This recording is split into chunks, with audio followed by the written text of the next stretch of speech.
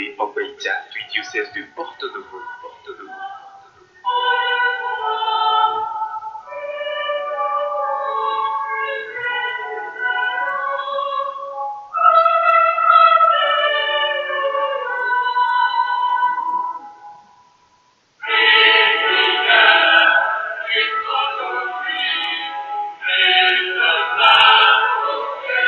Bien-aimés dans le Seigneur, paix et joie à vous de la part de Jésus-Christ, notre unique Sauveur.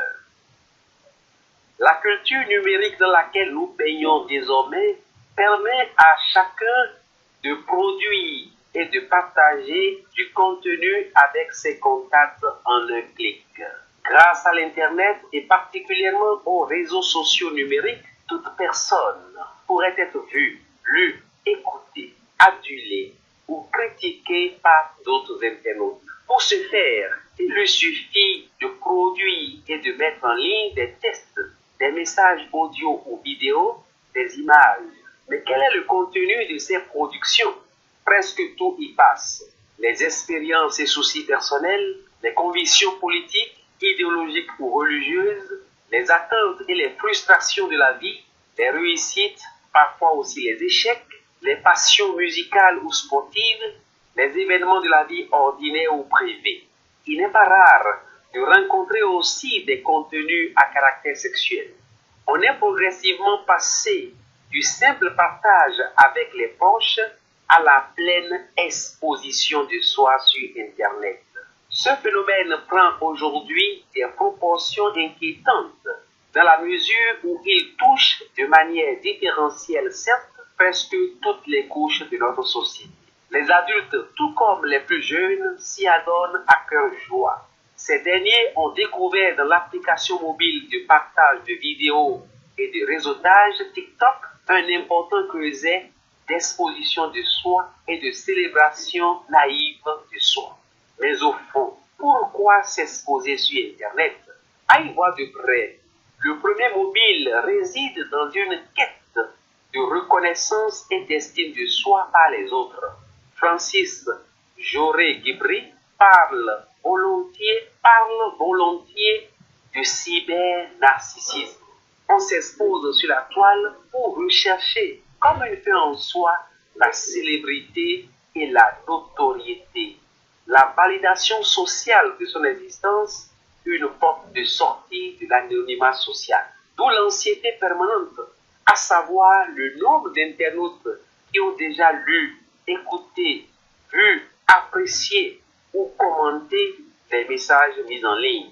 Cette quête presque morbide de cyberpopularité pousse à satisfaire les goûts toujours plus capricieux des internautes, parfois au détriment de la vie privée ou même de la puissance. Le deuxième mobile prend fait et cause pour la reconnaissance par les autres comme moyen d'atteindre un objectif professionnel, commercial ou sentimental. L'approche est ici purement instrumentale ou utilitaire.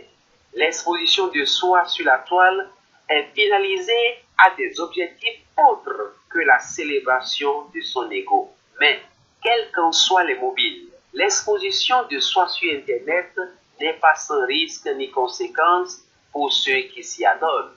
Le premier risque naît du fait que le cyber-narcissisme peut aboutir à une véritable tyrannie psychologique sur la personne qui n'existe que par et pour la reconnaissance des autres.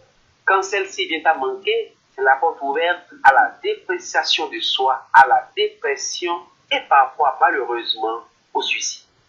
Le deuxième risque réside dans le fait même qu'Internet n'oublie jamais les messages qu'il a reçus. Il en garde toujours des traces dans les bases de données, même si l'on a tenté de les supprimer entre-temps. C'est dit donc que les publications d'aujourd'hui sur les réseaux sociaux ou autres plateformes numériques peuvent nous valoir de sérieux ennuis dans l'avenir. Ne l'oublions pas. Internet n'oublie pas. Le troisième risque découle du fait que les données personnelles publiées ou échangées à travers Internet pourraient être compilées par un internaute malveillant pour reconstituer les traits de personnalité, les convictions, les goûts, les relations familiales, professionnelle ou même amoureuse, les endroits fréquentés et même l'emploi du temps d'une personne à son insu.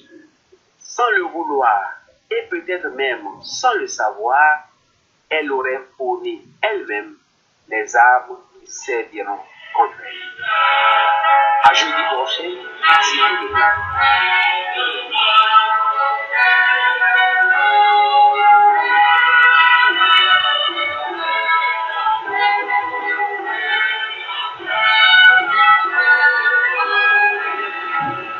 C'était en église. La chronique du père Eric Oloumi en Prinja. Tous les jeudis à 9h30 sur Radio Immaculée Conception.